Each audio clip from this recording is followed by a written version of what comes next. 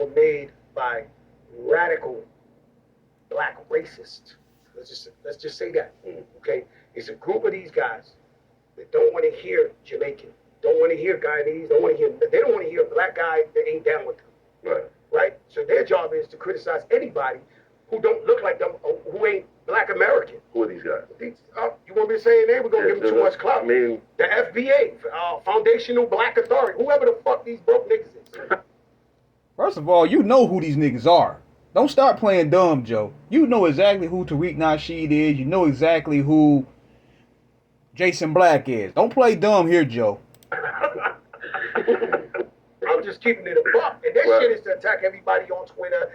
You see this nigga who run them? Like, you know. Yeah, so you know who Tariq Nasheed is, Joe. But go ahead. Your leader? No, man. You gotta be fucking kidding me, man. And so they trying to change the narrative. They're not from New York.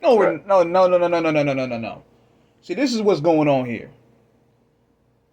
FBA was created to combat a lot of the disrespect that a lot of these foreigners have been showcasing for the past 60 to 70 years about black culture and black Americans. Y'all always trying to diminish what we built around here.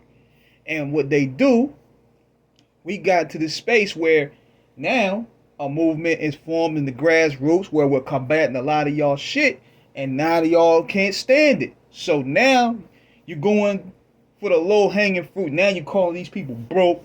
You calling all this stuff. You know what's going on.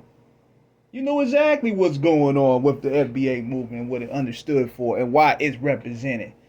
Y'all the ones are coming outside saying this crazy stuff about black Americans, about we don't have any culture. We've been hearing y'all niggas getting on these podcasts and saying this shit.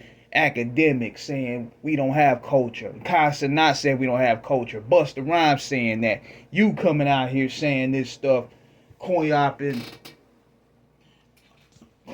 to coin up the creation that black Americans made. No. We never said that Puerto Ricans did not contribute anything to hip hop. Never did. Y'all contribute a lot.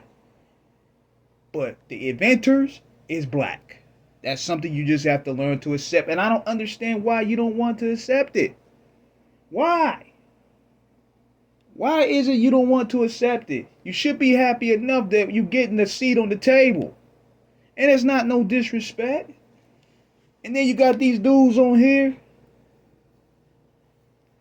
sitting there laughing and kiki and giggling. But see, we look at it like this.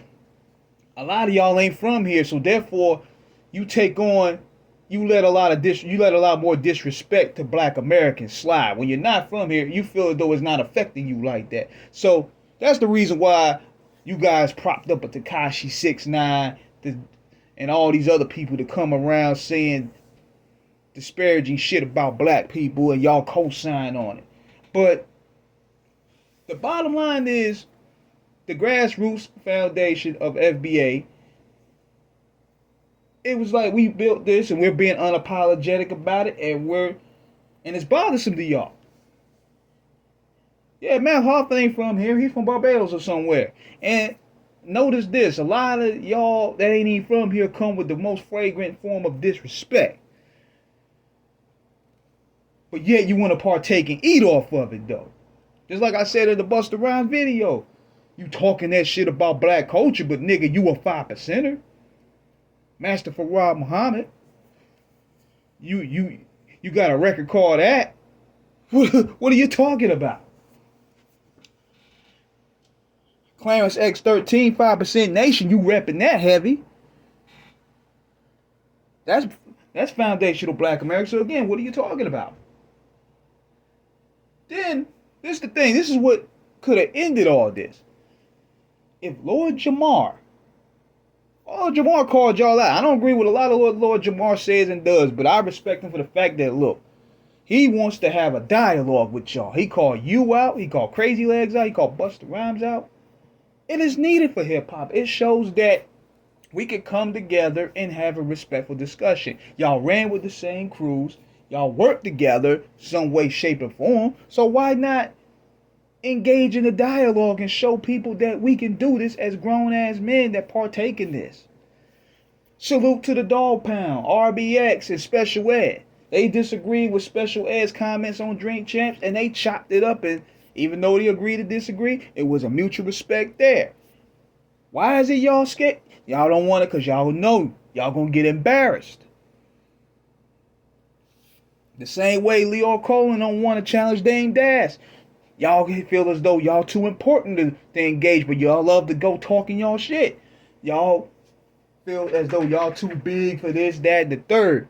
But Fat Joe, come on, man. You're not even a platinum artist. And I'm saying that with respect. You could just look at the numbers. You got a record with Babyface out there. You in the midlife crisis, man. Now you trying to make R&B music. You started out. Got a flow, Joe. Don Carter Gina. Now you making R&B records. You trying to find your way in the game. You can't piss off nobody now.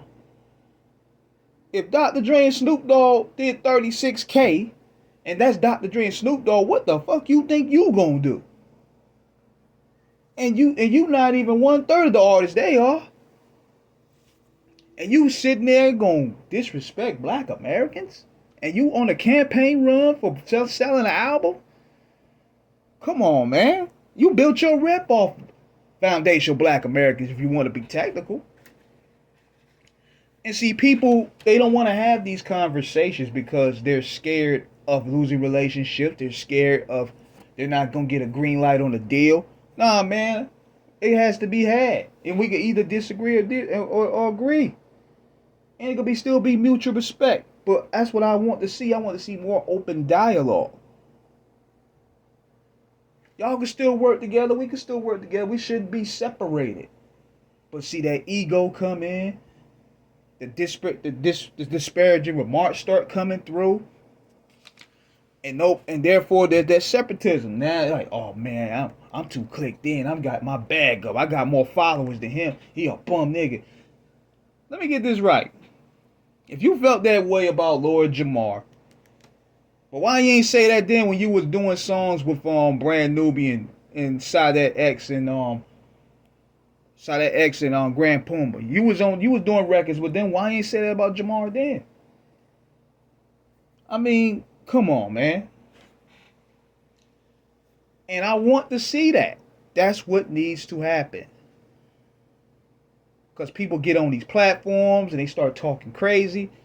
And just like Doggy Diamonds, big shout out to Doggy Diamonds. He's talking about the topic as I'm talking about it. He said a lot of these guys, just because you get great guests don't mean you a good interviewer, because there's a lot of stuff that people could have pushed back on Joe on.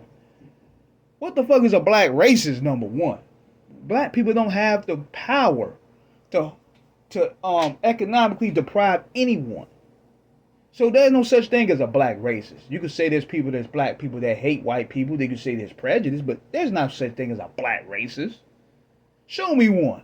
Show me one in America where you're going to have a barbershop saying, won't cut Puerto Rican people's head, won't cut white people's head, black only.